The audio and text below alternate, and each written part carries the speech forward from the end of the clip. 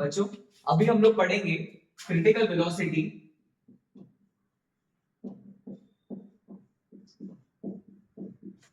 And Reynolds number.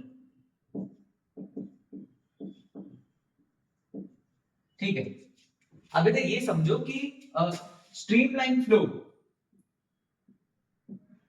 बच्चों streamline flow क्या था? अगर हम लोग देखें so it was just straight, एकदम स्मूथ फ्लो हो रहा है, उसको हम लोग क्या बोलते हैं? स्ट्रीमलाइन। और जो टर्बुलेंट फ्लो था, और टर्बुलेंट फ्लो जो था वो ऐसे करके कुछ था, सबकी वेलोसिटी अलग है, सब अलग अलग मूव कर रहे हैं, उसको हम लोग क्या बोलते हैं? Turbulent flow. सर पता कैसे लगेगा स्ट्रीमलाइन कब है, टर्बुलेंट कब है? उसके लिए क्या आया? Reynolds number. ये टर्म लिखा हुआ है critical velocity. Critical velocity is eta RC upon में rho D, where eta is the coefficient of viscosity. Eta is the coefficient of viscosity. Rc is the Reynolds number. Rc is the Reynolds number. Rho is the density. बच्चों रो क्या होगा हमारा? Density liquid का। And D is the diameter of tube. जिस tube से liquid बाहर flow हो रहा है वो उसका क्या होगा? क्या था बच्चों? डायमीटर। ठीक है, यहां से बताओ रेनॉल्ड्स नंबर क्या आएगा? R C. This R C will be B C rho D by eta. अब समझते हैं, देखो अगर स्पीड क्रिटिकल से ज्यादा होगी तो वो टर्बुलेंस क्रिएट करेगी, और क्रिटिकल से कम होगी तो वो हमारे लिए क्या होगा? स्ट्रीमलाइन। अब यहाँ पे क्या करने वाले हैं कि अगर तुम लोग को रेनॉल्ड्स नंबर आरसी, एक प्योर नंबर, इसका नाम क्या पड़ा इसका? Reynolds number. अगर ये आरसी लेस देन 1000 है तो ये हमारे लिए क्या होगा? स्ट्रीमलाइन। ये हमारे लिए बच्चों क्या होने वाला है? स्ट्रीमलाइन, मतलब फ्लो एकदम स्मूथ होगा। तुम लोग क्या करोगे? Velocity, density, diameter, coefficient of viscosity सबको पुट करोगे। कोएफिशिएंट ऑफ विस्कोसिटी ये बताएगा कि मेरा जो फ्लूइड है वो कितना गाढ़ा है। अगर लेस देन है तो 1000, यहां पे अगर ये 1000 से ज्यादा है बट 2000 से कम है तो ये ट्रांजिशन स्टेट होगा। ये हमारे लिए क्या होगा? Transition state. ट्रांजिशन स्टेट मतलब ये अभी स्ट्रीमलाइन से टर्बुलेंट की तरफ बढ़ रहा है, मतलब स्ट्रीमलाइन से टर्बुलेंट हो रहा है। और अगर ये जो आरसी है अगर 2000 से ज्यादा हुआ मतलब फ्लो जो है वो क्या हमारे लिए? टर्बुलेंट। ये फ्लो हमारे लिए क्या है बच्चों? टर्बुलेंट। तो यहां से क्रिटिकल वेलोसिटी समझा कि अगर ये कम होगा तो स्ट्रीमलाइन, ज्यादा होगा तो टर्बुलेंट। फिर समझा रेनॉल्ड्स नंबर। रेनॉल्ड्स नंबर से हम लोग को पता लगता है कि कोई भी फ्लो कैसा है, स्ट्रीमलाइन में, टर्बुलेंट है या ट्रांजिशन पे। ठीक है, तो तुम लोग को इसका फॉर्मूला और ये याद रखना है, रेनॉल्ड्स नंबर एक प्योर नंबर है बस। ठीक है, कर लो इतना नोट डाउन।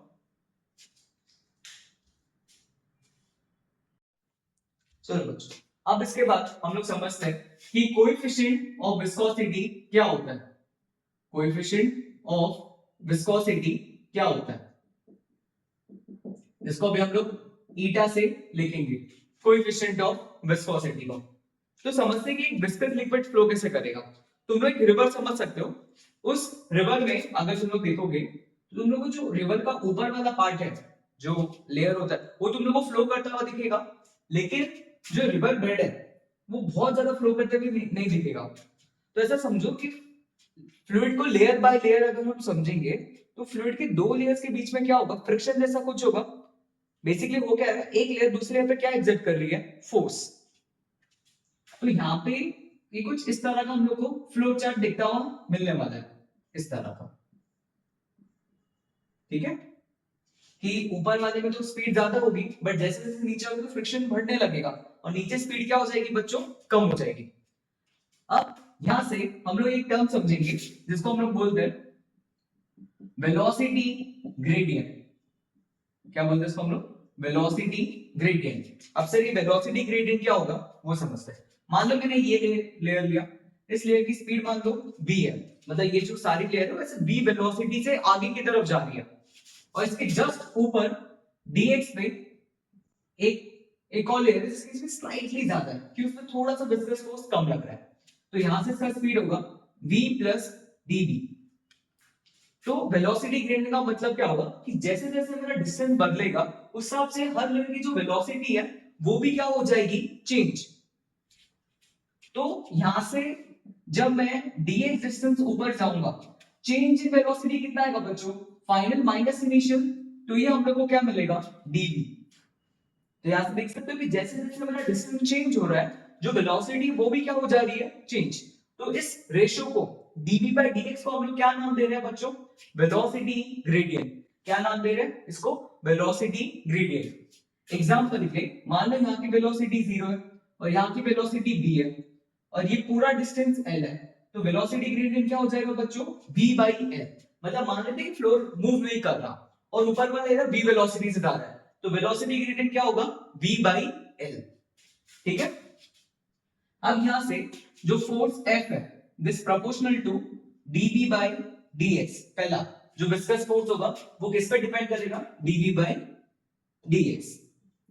दूसरा, this F is also proportional to area of cross section, कि वो जो बेड का लेयर है, मतलब लिक्विड का लेयर है, उसका एरिया ये उस पे भी डिपेंड करेगा। यहां से हम लोग को निकल के आएगा F will be equals to eta a dv by dx, where eta is the coefficient of viscosity, और ये जो eta है वो आ जाएगा F अपॉन में a dv by dx, F upon में a dv by dx। अब यहां से तुम लोग इसका यूनिट निकाल सकते हो, फोर्स का यूनिट क्या होता है, न्यूटन, इसका मीटर स्क्वायर और इसका मीटर, और वेलोसिटी का क्या होता है बच्चों, वेलोसिटी का मीटर पर सेकंड। तो यहां से क्या आ जाएगा, मीटर और मीटर कैंसिल, सेकंड ऊपर आ जाएगा और नीचे क्या बचेगा, मीटर स्क्वायर, नीचे क्या बचेगा, मीटर स्क्वायर। और इसका जो सीजीएस यूनिट होता है, CGS unit is poised, viscosity का सीजीएस यूनिट क्या हो जाता है, पॉइस, और जो ऐसा यूनिट है वो newton second per metre square. F का न्यूटन, एरिया का मीटर स्क्वायर, इसका मीटर पर सेकंड और इसका metre, metre metre cancel, second ऊपर चले जाएगा और ये क्या होगा, मीटर स्क्वायर। तो यहां से इसको हम लोग डिफाइन करते हैं coefficient of viscosity, dv by dx होता है हमारे लिए वेलोसिटी ग्रेडियंट, और f is the viscous force जो पूरे लिक्विड में लगता है। इसलिए हनी को जब हम नीचे गिराते हैं धीरे धीरे नीचे गिरता है, तो इसके हर लेयर पे विस्कस फोर्स एक्ट कर रहा होता है। ठीक है, कर लो उसको कॉपी।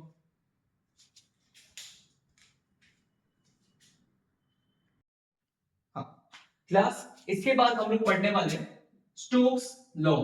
इसके बाद हम लोग पढ़ेंगे स्टोक्स लॉ को। Stokes law is only valid for spherical bodies. Stokes law सिर्फ किस लिए वैलिड होता है बच्चों, स्फेरिकल बॉडीज के लिए। ठीक है। अब क्या देखेंगे इसमें, बात करते हैं कि यहां पे हमारे पास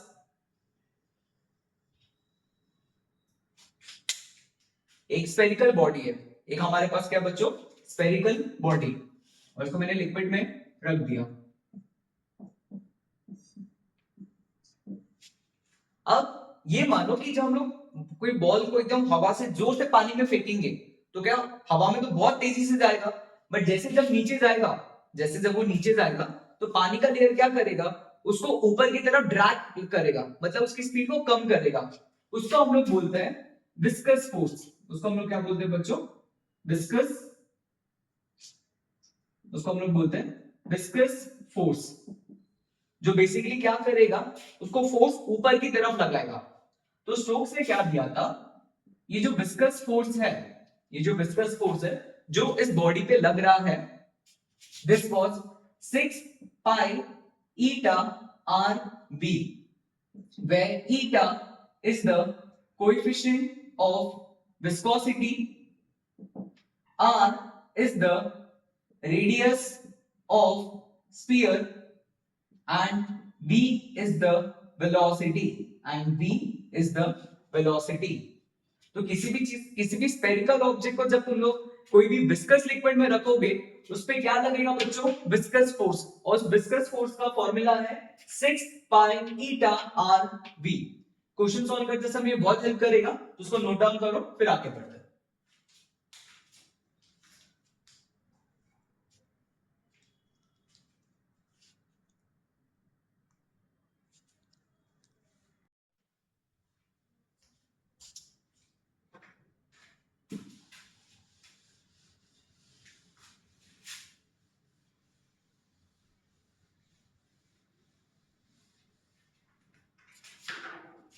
अब हम बच्चों पढ़ेंगे टर्मिनल वेलोसिटी। अब हम लोग यहाँ पे पढ़ेंगे टर्मिनल वेलोसिटी।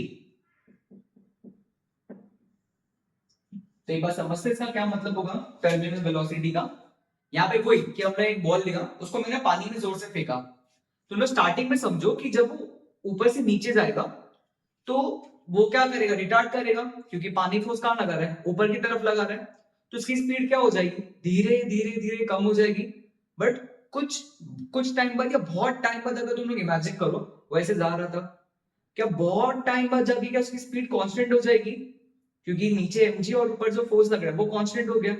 अब उसकी वेलोसिटी क्या हो चुकी है, कांस्टेंट। बहुत टाइम बाद उसकी वेलोसिटी क्या हो जाएगी, कांस्टेंट। और उस वेलोसिटी को लोग नाम दे रहे हैं टर्मिनल वेलोसिटी, कि जब तुमने पानी में जोर से फेंका तो धीरे धीरे जाएगा, उसके बाद जाके उसकी स्पीड क्या हो जाएगी, कांस्टेंट। एंड उसको लोग क्या नाम दे रहे हैं बच्चों, टर्मिनल वेलोसिटी। तो अब समझते हैं टर्मिनल वेलोसिटी को। यहाँ पे ये इंपॉर्टेंट डेरिवेशन है तो ढंग से देखना, इसका फॉर्मूला भी याद रखना है। ये हमारे लिए लिक्विड है, ये हमारे लिए लिक्विड है। अब यहाँ पे हम लोग उस ऑब्जेक्ट को प्लेस करके रखेंगे। इस ऑब्जेक्ट की डेंसिटी है रो और पानी की डेंसिटी है सिग्मा। टेक्स्ट बुक में जो दिया है उसका यूज कर रहे हैं। तो यहाँ पे ऑब्जेक्ट की डेंसिटी रो है और पानी की डेंसिटी क्या है, सिग्मा। अब समझो, पहला क्या नीचे की तरफ mg लगेगा, हाँ सही है, नीचे की तरफ क्या लगेगा बच्चों, mg। उस mg का क्या होने वाला है, मास को क्या लिखते थे, याद करो, डेंसिटी इनटू वॉल्यूम। क्या लिखते थे बच्चों उसको, डेंसिटी इनटू वॉल्यूम।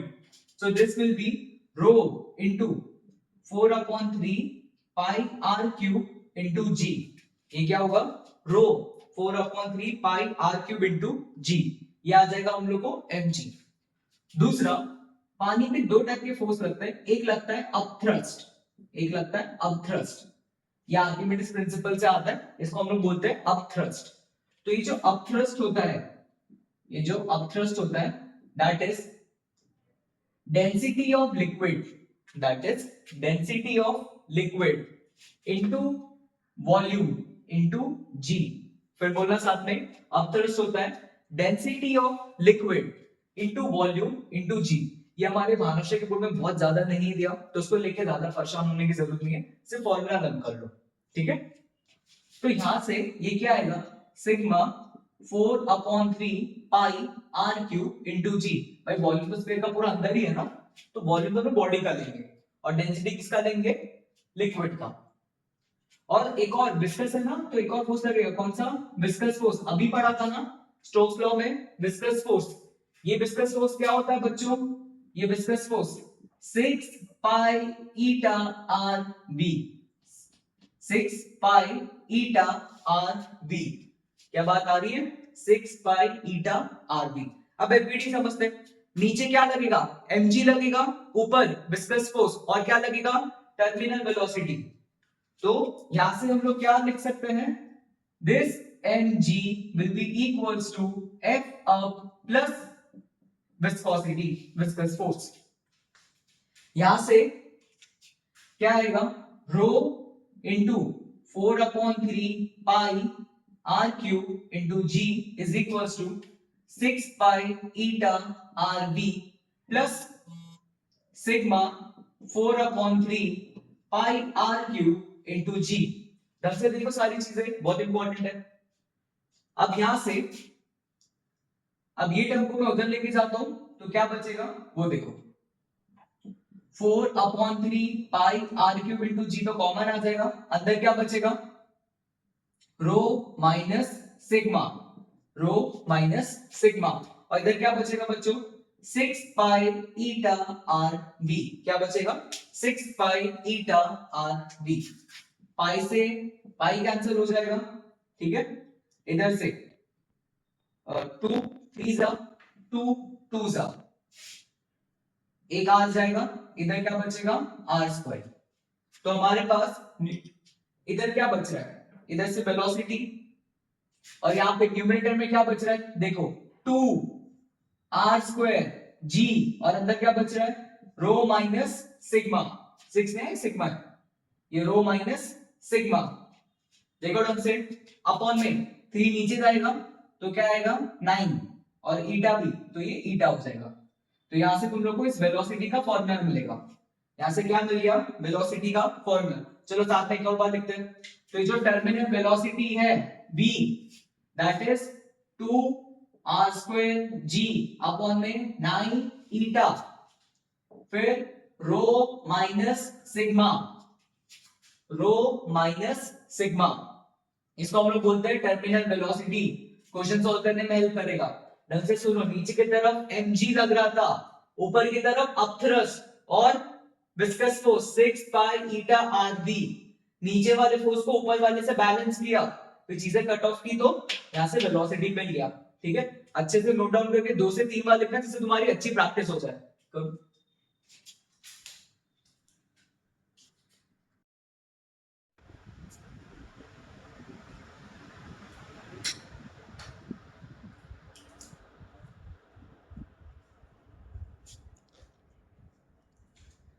ठीक है बच्चों, अब हम लोग पढ़ेंगे equation of continuity, equation of continuity. ठीक है, अब बस अपना ये चैप्टर का दो लास्ट टॉपिक बाकी है, फिर हमारे चैप्टर खत्म हो जाएगा। अब इस पे देखना, दिस इज बेस्ड ऑन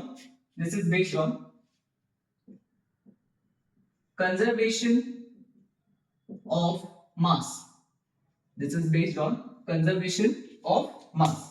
अब देखो क्या होगा इसमें कि मान लो कि हमें मैं एक अलग क्रॉस सेक्शन का एक ट्यूब बना रहा हूं इस तरह, ऐसे करके ये ट्यूब है हमारा। ठीक है, अब यहाँ पे तुम लोगों को क्या समझना है कि फ्लूइड में जितना अमाउंट ऑफ मास एंटर करेगा उतना अमाउंट ऑफ मास के बाहर निकलेगा। सही बात है ना। तो यहाँ पे मान लेते हैं क्रॉस सेक्शन बनाते हैं हम लोग, ये क्रॉस सेक्शन है, ये मान लो ये dx1 इतना अमाउंट, ये dm1 है और इसका area of cross section a1। जितने टाइम में इतना अमाउंट का मास एंटर किया उतने ही टाइम में मान लो ये मास का इधर पहुंच जाएगा तो कुछ इस तरह दिखेगा, बाहर निकलेगा। सही बात है ना, ये क्या निकलेगा बाहर। इसका area of cross section a2 मान लेते हैं, ये हमारे पास है dx2 और इसका मास है m2, dm2 लिख लेते हैं। ठीक है, अब तुमने एक और चीज में लिखा नहीं बाकी, वो सुनो। मान लो पाइप है हमारे पास, जब हम लोग पाइप से पौधों को पानी डालते हैं और जैसे मैं क्रॉस सेक्शन को कम करता हूं क्या स्पीड बढ़ जाती है। हाँ, मतलब ये दोनों का जो स्पीड होगा वो भी अलग होगा।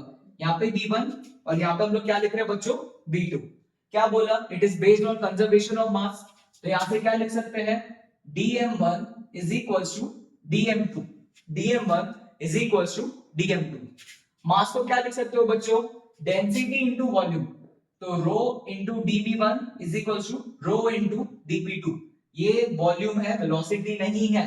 आगे रो और रो कैंसिल होगा, वॉल्यूम को क्या लिख सकते हैं area into length, area into length. तो ये क्या हो जाएगा a dx1 is equals to a2 into क्या आएगा dx2, a2 इंटू क्या आएगा बच्चों dx2। अब क्या करेंगे बाद में dt से डिवाइड मारेंगे। अब इसमें क्या करेंगे हम लोग, dt से क्या करने वाले हैं डिवाइड, तो इधर से क्या मिलेगा dx1 by dt, मतलब कितने टाइम में ये आगे की तरफ आए, उसको क्या बोलेंगे हम लोग वेलोसिटी ना। Rate of change of displacement क्या होता है वेलोसिटी। तो यहां से क्या मिलेगा हम लोग का final a1 v1 is equals to a2 v2। बोलो बोलो साथ में a1 v1 is equals to a2 v2। इसको बोलते हैं हम लोग इक्वेशन ऑफ कंटिन्यूटी। बच्चों इसको क्या बोलते हैं हम लोग इक्वेशन ऑफ कंटिन्यूटी। कर लो इतना कॉपी बच्चों। अब हम पढ़ने वाले हैं बर्नौलीज इक्वेशन, ये हमारे चैप्टर का लास्ट टॉपिक है। ठीक है, तो इसको ढंग से लास्ट समझ लो, अभी बहुत ज्यादा इंपॉर्टेंट है, आ सकता है बोर्ड्स में। अब यहाँ पे हम लोग क्या ट्राई कर रहे हैं, एक लिक्विड है उसको हम लोग इधर से इधर पहुंचा रहे हैं, हाँ इधर। तो मान लो कि स्टार्टिंग में वॉल्यूम एंटर किया, उस वॉल्यूम को मैं लिख रहा हूं यहाँ पे, ये dB का जो वॉल्यूम है एरिया इंटू लेंथ, तो ये क्या हो जाएगा a1 d1। ढंग से समझ स्टेप बाय स्टेप। जब ये वॉल्यूम इधर आएगा तो क्या इसका लेंथ बढ़ जाएगा, हाँ। अब इसका लेंथ बढ़ के क्या हो गया d2 और एरिया ऑफ क्रॉस सेक्शन क्या हो गया a2, तो क्या आ जाएगा अब इसे कहा था इक्वेशन ऑफ कंटिन्यूटी कि जितना अमाउंट का लिक्विड एंटर करेगा उतना अमाउंट का बाहर निकलेगा। तो ये A1 D1 is equal to A2 D2। अब हम देखेंगे हम लोग को वर्क कितना करना पड़ रहा है। अब हम देखेंगे वर्क कितना करना पड़ रहा है। यहाँ का जो लिक्विड है ये वाले को क्या करेगा, ऊपर की तरफ फोर्स लगाएगा जिससे ये आगे जा सके। तो इसके लिए वर्क डन का फॉर्मूला क्या होता है, वर्क डन का फॉर्मूला फोर्स इनटू डिस्प्लेसमेंट, और फोर्स क्या होता है, प्रेशर इनटू एरिया। तो कैसे लिखेंगे, P1 A1 D1, P1 A1 D1। क्या क्लियर है, यहां से क्या आएगा P1 A1 D1। अब उसके बाद कैसे लिखेंगे, माइनस। अब क्या लिखेंगे, माइनस। माइनस मतलब अब समझो, जब ये लिक्विड इधर की तरफ आएगा, यहाँ के मॉलिक्यूल्स क्या करेंगे, इस लिक्विड को पीछे की तरफ फोर्स देंगे ड्यू टू इनर्शिया। वो लोग नहीं चाहते कि आगे मूव करे, तो जो पहले वाले लिक्विड्स है उनको नीचे की तरफ फोर्स देंगे। तो यहां से मैं जाना तो आगे चाहता हूं बट फोर्स कहां लग रहा है, पीछे। तो यहां का वर्क डन क्या होगा, minus P2 A1 A2 D2। अब मुझे पता है A1 D1 ये सब एक ही बात है, तो DB यहां से क्या मिलेगा, P1 माइनस P2। ये DB क्या मिलेगा, P1 माइनस P2।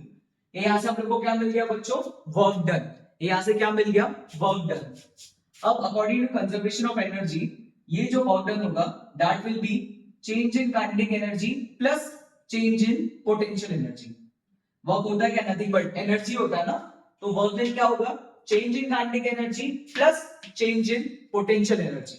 अब यहां पे हम लोग लगाएंगे change in kinetic energy, that is kinetic energy final minus kinetic energy initial. Kinetic energy final minus kinetic energy initial. बच्चों काइनेटिक एनर्जी का फॉर्मूला क्या होता है, इट इज हाफ, अब छोटा सा मास ले तो v स्क्वायर, और मास को क्या लिखेंगे हम लोग, डेंसिटी इनटू वॉल्यूम। क्या लिखेंगे, डेंसिटी इनटू वॉल्यूम। तो यहां से क्या आएगा, हाफ। क्या मास दोनों में सेम रहेगा, हाँ, तो मैं dm लिख देता हूं, इनटू फाइनल क्या था, फाइनल कितने से मूव कर रहा है बच्चों, v2 से, और इनिशियल कितने से मूव कर रहा है, v1 से। तो यहां से क्या मिलेगा, half dm into v2 square minus v1 square into v2 square minus v1 square. और यहां से काइनेटिक मास को क्या लिख सकते हैं, डेंसिटी इनटू वॉल्यूम। वॉल्यूम क्या हमारे पास, dv इनटू क्या आएगा, v2 square minus v1 square, v2 square minus v1 square. तो यहां से हम लोग को क्या मिल गया बच्चों, चेंज इन काइनेटिक एनर्जी। यहां से क्या मिल गया हम लोग को, change in kinetic energy. So this is equation 1, this is equation 2। ठीक है, अब उसके बाद देखते हैं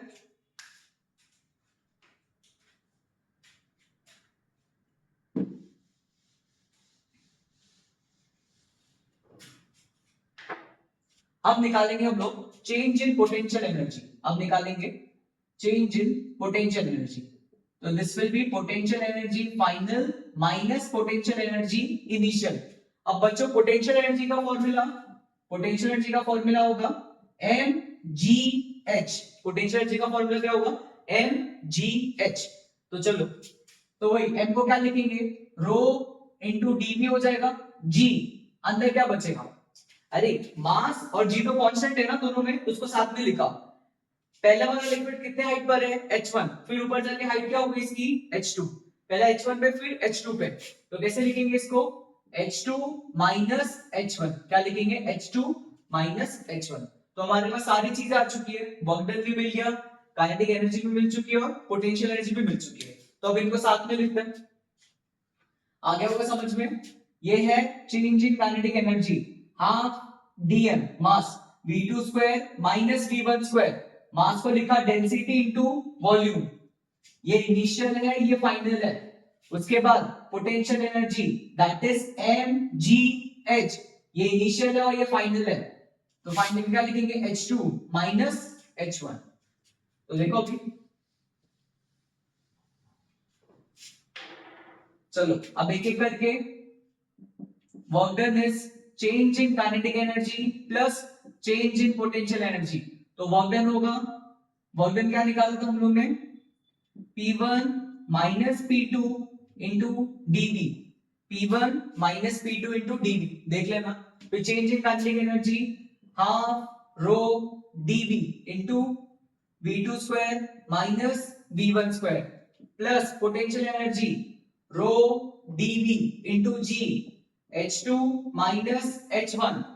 अब यहां से क्या आएगा, ये dV हर जगह से क्या हो जाएगा बच्चों, कैंसिल।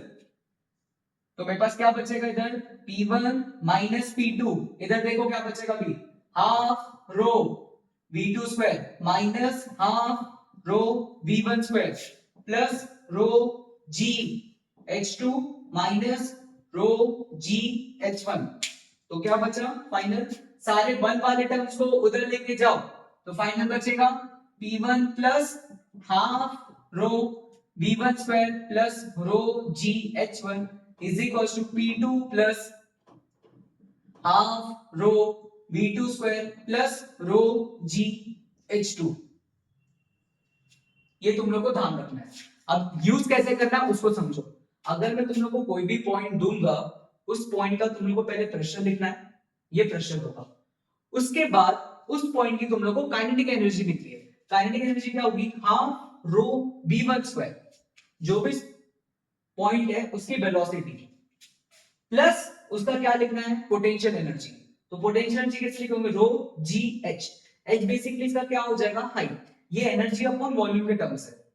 फिर दूसरा पॉइंट सेलेक्ट करना है, उस पॉइंट का तुम लोग को प्रेशर लिखना है प्लस जो लिक्विड की वेलोसिटी होगी उसको लिखना है प्लस उसके बाद वहां का पोटेंशियल एनर्जी। तो इस तरह हम लोग इसको डिराइव करते हैं, ठीक है। तो फाइनली क्या आएगा, P plus half row V square plus rho gh is a constant. This was Bernoulli's principle. This was Bernoulli's principle या equation. अब इसके बाद हम लोग इसके एप्लीकेशंस पे पढ़ते हैं, ठीक है। तो इतना कॉपी कर लो,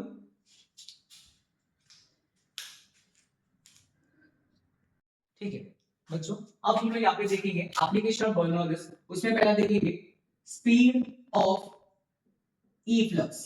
स्पीड ऑफ ई फ्लक्स मतलब अभी हम लोग क्या करेंगे, एक कंटेनर लेंगे, ये कंटेनर में ये एरिया ऑफ क्रॉस सेक्शन होगा, इसको A2 लिखेंगे, ठीक है। और ये जो पूरा कंटेनर है बच्चों, यहाँ पे लिक्विड फिल होगा, यहाँ पे क्या होने वाला भी, लिक्विड फिल होगा। इधर इसका एरिया ऑफ क्रॉस सेक्शन है A1 और इसका एरिया ऑफ क्रॉस सेक्शन क्या है बच्चों, A2। अब धीरे धीरे तुम लोग समझ सकते हो कि जैसे जैसे पानी ऊपर से नीचे आएगा तो उसकी स्पीड बढ़ जाएगी। क्यों स्पीड बढ़ रही है, कि जब पोटेंशियल एनर्जी कम होगा तो काइनेटिक एनर्जी खुद से क्या हो जाएगी बच्चों, बढ़ जाएगी। तो हम लोग एक एक करके वो दोनों पॉइंट्स लिखना है। पहला इक्वेशन ऑफ कंटिन्यूटी, मान लो यहाँ की स्पीड V1 है और यहाँ की स्पीड क्या है, V2, यहाँ से जो लिक्विड बाहर की तरफ आ रहा है।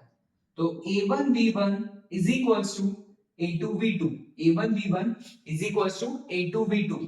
और जो ऑरिफिस है, ऑरिफिस मतलब छोटा सा होल जहां से बाहर आ रहा है, उसको हम लोग बोलते हैं speed of E flux V2, उसको हम लोग को कैलकुलेट करना है। अब हम लोग दो पॉइंट्स ले लेंगे, एक ऊपर और एक नीचे, ठीक है।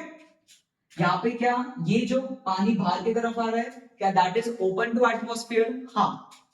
और ये जो हाइट है उसको h बोल लेते हैं। अगर ये ओपन टू एटमॉस्फेयर है तो यहाँ के प्रेशर को मैं बोल देता हूँ P0। यहाँ के प्रेशर को हम लोग क्या बोल देते हैं बच्चों, P0, ठीक है। अब इस पे जब हम लोग h हाइट ऊपर जाएंगे, यहाँ की पोटेंशियल एनर्जी 0, बट जब h हाइट ऊपर जाएंगे तो पोटेंशियल एनर्जी क्या होगी बच्चों, रो जी एच। यहाँ पे क्या होगा, रो जी एच प्लस यहाँ पे भी हवा ही होगी, तो यहाँ का भी हम लोग प्रेशर क्या लिखेंगे बच्चों, P0। यहाँ का हम लोग प्रेशर क्या लिखने वाले हैं, P0। अगर ये ओपन होगा तो यहाँ का प्रेशर क्या आ जाएगा, P0, ठीक है। इधर की पोटेंशियल एनर्जी 0 है। यहाँ पे जब हम लोग h हाइट ऊपर जाएंगे, यहाँ पे तो h है ही नहीं ना, पोटेंशियल एनर्जी क्या था, रो जी एच, अरे h है ही नहीं तो 0 कर देंगे। और जब h हाइट ऊपर जाओगे तो रो जी एच। इधर की वेलोसिटी क्या है, v1, तो इधर क्या आएगा, plus half rho v1 square, क्या आएगा बच्चों, plus half rho v1 square. यहाँ की वेलोसिटी क्या है, v2, तो क्या लिखेंगे, plus half rho v2 square, क्या लिखेंगे plus half rho v2 square. अब यहां से पी नॉट और पी नॉट क्या हो जाएगा कैंसिल, यहां से पी नॉट और पी नॉट क्या हो जाएगा कैंसिल। मुझे क्या निकालना है v2 निकालना है, तो इधर आओ, तो v1 को क्या लिख सकते हैं a2 by a1 into v2, इस तरह लिख सकते हैं। तो क्या आएगा rho g h plus half rho v1 की जगह क्या लिखोगे a2 square by a1 square into v2 square and this is equals to half rho v2 square. अब इधर से क्या मिलेगा, रो से रो सारा कैंसिल हो जाएगा, ठीक है, इधर बचेगा 2gh प्लस 2 से मल्टीप्लाई करो हर जगह से, plus a2 square by a1 square v2 square is equals to v2 square. इधर से 2gh will be equals to 1 minus a2 square by a1 square into क्या आएगा v2 स्क्वायर। अब फाइनली जो लास्ट आंसर आएगा v2 will be under root में 2gh upon में 1 minus a2 square by a1 square. देखो इसको इधर लेके आया कॉमन लिया और फिर इसको डिनोमिनेटर में डाल के अंडर रूट ले लिया, 2gh upon 1 minus a2 square by a1 square. ठीक है, इस फॉर्मूले को ध्यान रखना। इफ अगर ये a2 बहुत छोटा हुआ a1 से तो क्या ये टर्म नेगलेक्ट हो जाएगा। मान लो कि एरिया बहुत छोटा है और नीचे वाला और ये बहुत बड़ा है तो ये पूरा टर्म नेगलेक्ट हो जाएगा ना। 1/1000 क्या होता है 0.001 होता है, वो तो 1 से बहुत छोटा होगा ना, मैं इस तरह की बात कर रहा हूं, तो ये चले जाएगा। तो मैं finally if a2 is much less than a1 in that case v2 will be approximately under root 2gh। Numericals से हम लोग को ये फॉर्मूला काम आ जाएगा। तो वेलोसिटी क्या होगी अंडर रूट 2gh। ठीक है, तो इतना कॉपी कर लो।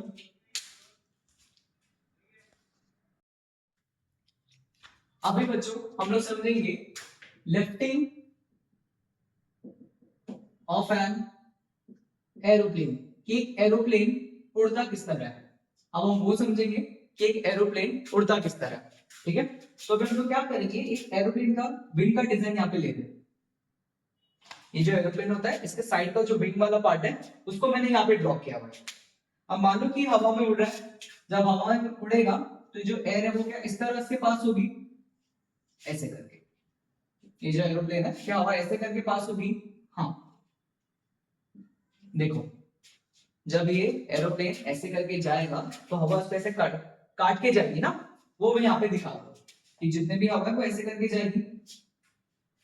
ठीक है, अब सुनो, नीचे की जो हवा है उसको हम लोग v1 लिख रहे हैं और ऊपर की हवा को लिख रहे हैं हम लोग v2। नीचे की हवा कैसे जा रही है v1 से और ऊपर की हवा कैसे जा रही है बच्चों v2 से। अब यहाँ पे समझो कि इन दोनों को साथ में पहुंचना है, इन दोनों को क्या करना है साथ में पहुंचना है, तो कौन पहले पहुंचेगा v1 की v2। क्या v2 पहले क्या v2 की स्पीड ज्यादा होगी। हाँ, क्यों, इसको लंबा रास्ता तय करना है ना, तो v2 is greater than v1, v2 is greater than v1। ये पहला पॉइंट देखो ना, इसको सेम टाइम पे पहुंचने तो क्या इसको ज्यादा ट्रैवल करना पड़ेगा। हाँ, अब हम बर्नौलिस का यूज कर लेंगे ये पॉइंट 1 पे और 2 पे। हाइट मान लो ज्यादा नहीं है, अगर हाइट ज्यादा नहीं होगी तो पोटेंशियल एनर्जी का चेंज नहीं आएगा। तो 1 पे क्या लिखेंगे P1 plus half rho V1 square is equal to P2 plus half rho V2 square. क्या मुझे पता है कि V2 स्क्वायर ज्यादा है। हाँ, तो जी इस तरह होगा 1 प्लस 4 इज इक्वल टू 4, ऐसा कर लेते हैं। हाँ, 1 प्लस 4 इज इक्वल टू कैसे लिख सकते हैं 1 प्लस 4, इधर से समझो, इधर से ढंग से समझो कि देखो इधर से मैं क्या बताना चाहता हूं उसको समझो। मान लेते हैं कि ये 1 प्लस 8 है, ये 1 प्लस 8। देखो बच्चों मैं यहां तक तुम लोगों को क्या बता रहा हूं उस पर ध्यान दो। कैसे लिख सकते हैं 8 plus 1 is equal to 1 plus 8। जब ये कम होगा तो ये ज्यादा होगा ना, और जब ये ज्यादा होगा तो ये कम होगा। कहने का मतलब अगर वेलोसिटी ज्यादा है, पार्टिकल्स बहुत तेजी से मूव कर रहे हैं, तो वहां का प्रेशर क्या हो जाएगा कम। मतलब P1 will be greater than P2. P1 will be greater than P2. अब यहां पे जो हवा प्रेशर लगाएगी वो क्या होगा, P2 ज्यादा ना, हाँ, यहाँ पे जो हवा प्रेशर लगाएगी वो क्या होने वाला है, यहाँ पे स्पीड V2 लिखना रहेगा। चलो चलो बच्चों, अब हम समझेंगे एक एरोप्लेन उड़ता किस तरह है। यहाँ पे मैंने एक एरोप्लेन का विंग बनाया हुआ है, ये एरोप्लेन का विंग है जो ऐसे करके जा रहा है। तो जो हवा होगी क्या ऐसे कट करके जाएगी, जो हवा ऐसे और नीचे से निकल जाएगी ना, तो ये हवा इधर से जा रही है और नीचे से जा रही है। जो नीचे वाला पॉइंट है उसको 1 मार्क किया हुआ है, ऊपर वाले को 2 मार्क किया है। जो नीचे की स्पीड है वो v1 है और जो ऊपर की स्पीड है बच्चों वो v2 है। पहला क्वेश्चन, एक ऐसे जा रहा है और एक ऊपर से जा रहा है, मान लो दोनों सेम टाइम पे पहुंच रहे हैं, तो किसकी स्पीड ज्यादा रहेगी, नीचे वाले की ऊपर वाले की, ऊपर वाले की। तो यहां से हम लोग क्या बोल सकते हैं कि v2 is greater than v1, v2 is greater than v1। क्यों, ऊपर से जल्दी चले जाएगा ना। अब यहां से समझो कि अगर हवा की स्पीड बहुत ज्यादा है तो वहां का प्रेशर क्या होगा, क्या कम होगा। हाँ, इसको हम लोग बर्नौलिस से भी देख सकते हैं। अगर मैं बर्नौलिस लगाऊं तो P1 plus half rho V1 square is equal to P2 plus half rho V2 square. सब पोटेंशियल एनर्जी कहां गई, प्लेन की विड्थ में कोई बहुत बड़ा डिफरेंस नहीं है, इसमें पोटेंशियल एनर्जी को हम लोग नेग्लेक्ट कर सकते हैं। यहाँ पे ये दोनों भी काइनेटिक एनर्जी की भी है। अगर वेलोसिटी ज्यादा होगी, जैसे 8 plus 1 is equal to 1 plus 8, अगर वेलोसिटी ज्यादा होगी तो वहां का प्रेशर क्या हो जाएगा, कम हो जाएगा, क्योंकि मुझे इक्वेशन को क्या रखना है, बैलेंस। यहाँ पे हवा का जो प्रेशर है वो है P2 और यहाँ पे जो हवा का प्रेशर है वो है P1। यहाँ से जो प्रेशर लग रहा है वो P2 है और यहाँ से जो प्रेशर लग रहा है वो है P1। अगर ऊपर की वेलोसिटी ज्यादा होगी तो वहां का प्रेशर क्या हो जाएगा, कम, और नीचे का प्रेशर क्या होगा, ज्यादा। अगर नीचे का प्रेशर ज्यादा होगा तो क्या उसको लिफ्ट मिलेगा, उस लिफ्ट के जो प्रेशर, ये जो प्लेन है वो हमारा ऊपर की तरफ क्या होता है, उड़ने लग जाता है। इस लिफ्ट से मेरा जो एरोप्लेन है वो क्या करता है, ऊपर की तरफ उड़ने लग जाता है। ठीक है, तो इस तरह क्या होता है, एक एरोप्लेन उड़ता है। कर लो कॉपी।